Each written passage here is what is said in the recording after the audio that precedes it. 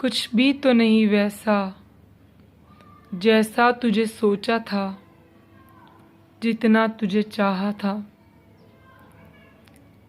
सोचा था तेरे लब पर कुछ हर्फ दुआओं के,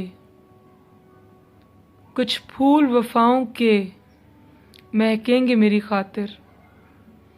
कुछ भी तो नहीं वैसा जैसा तुझे सोचा था।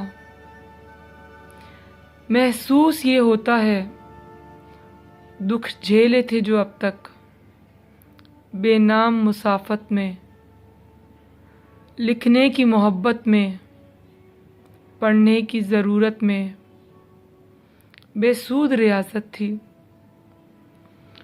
जो ख्वाब भी देखे थे इन जागती आँखों ने, सब खाम ख्याली थे। फिर भी तुझे पाकर भी और ख़ुद को गंवाकर भी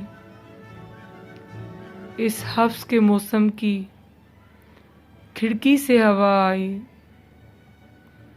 ना फूल से खुशबू की कोई भी सदा आई।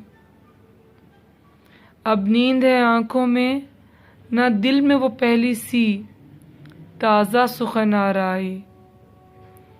ना लफ्ज़ मेरे निकले, ना हर्फ मकानी की दानिश मेरे काम आई। नादीदा रफ़ाकत में जितनी भी अज़ियत थी सब मेरे ही नाम आई। कुछ भी तो नहीं वैसा जैसा तुझे सोचा था, जितना तुझे चाहा था।